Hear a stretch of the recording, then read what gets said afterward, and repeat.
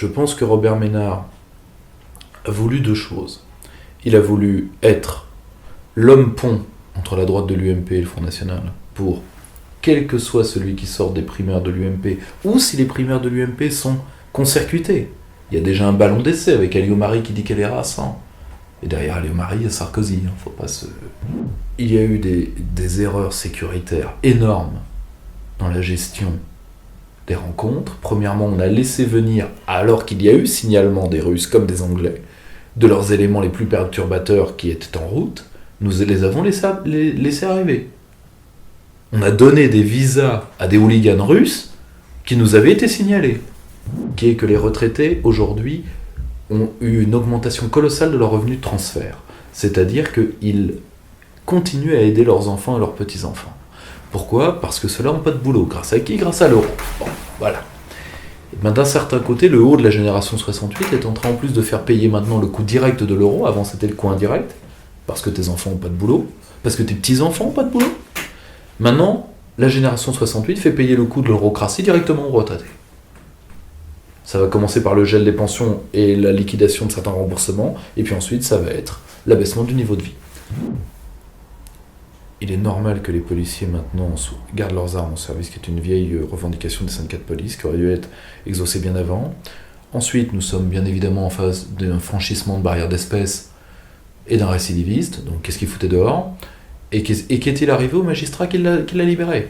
Et ça va donner un pot pourri qui va passer en politique. Ça va vous donner Manuel Valls, qui n'est quand même pas la plus grande réussite de l'histoire de l'humanité. On peut en convenir. Donc, si vous voulez, c'est un héritage empoisonné à partir d'un courant intellectuel destructeur, vu que cette deuxième gauche va s'opposer, qui est la vraie droite, comme dit Pascal Lamy, qui a tout résumé. Pour bien réformer, faute de gauche. La droite a trop honte. Ouais, t'es bien la gauche, ça. Et en réalité, ça va tuer le socialisme français. Et donc ces gens-là sont très fiers de l'avoir tué.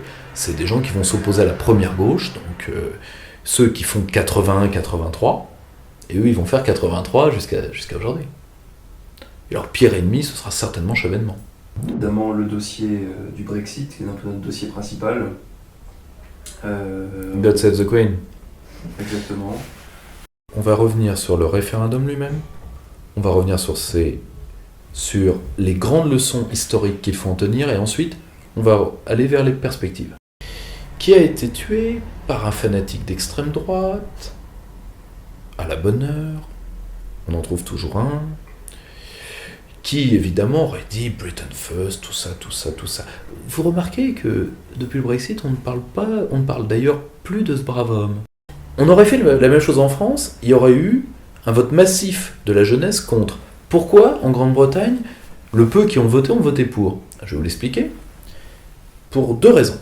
Le premier tient à la politisation de la jeunesse britannique. Et là, on est face à deux générations inverses. C'est-à-dire qu'on est face à une génération protectrice en Grande-Bretagne et destructrice en France. C'est-à-dire la même génération 68 a joué dans deux pays, deux rôles totalement différents. Ensuite, est-ce qu'ils peuvent annuler, dans la plus vieille tradition parlementaire mondiale, faire mentir en plus la reine qui a soutenu, et là c'est un grand hommage à rendre à Elisabeth II, parce que ça aura été une monarque exceptionnelle pour la Grande-Bretagne. Et comme vous le savez, M. Cameron a été un peu mouillé dans l'affaire des Panama Papers. Vu ce que sont les Panama Papers, je pense que c'est un avertissement que les Américains lui ont lancé, en disant genre, si tu foires le Brexit, on t'oubliera pas. Quelle est l'utilité pour lui de démissionner en octobre ? On sera en pleine campagne américaine. Il pourra démissionner et se barrer à l'anglaise. Pas bête, hein ? Il y a un mec qui va boire la tasse. C'est le brave Corbyn. Quel con. Non mais quel con. Il avait tout son passé pour lui. Il a toujours été eurosceptique, sauf là. Alors, sauf au moment où c'était le rentable. Faut vraiment avoir la volonté de la loose, hein. Qui veulent, à eux, 5000... annuler un vote où il y a eu 17 millions de gens qui ont voté contre. Est-ce que cette ingénierie sociale prendra ? Je suis pas sûr, parce qu'on nous a annoncé le cataclysme. Ouais, c'est la bourse de Francfort qui a pris l'eau. La bourse de Londres a perdu 3%, et une semaine après, elle roulait sur l'or. Autre grande leçon, la peur n'est plus une politique. Cataclysme financier, il est où? Quelqu'un l'a vu? Non.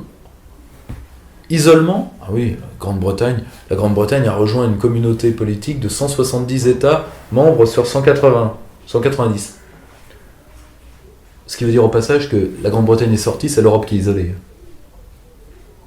Et ouais, aïe, elle a rejoint la communauté des nations. Nous, on reste dans l'URSS 2.0. La peau du Royaume-Uni, mais d'un côté, c'est un problème britannique. C'est un problème pour tous les sujets de Sa Majesté. Ils ne nous auront pas. Alors, cette pétition, elle est à la fois importante, incomplète et porteuse d'espoir. Là, maintenant, on peut être sur la ligne du Frexit.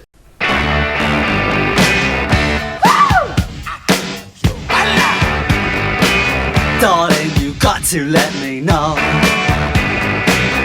Should I stay or should I go?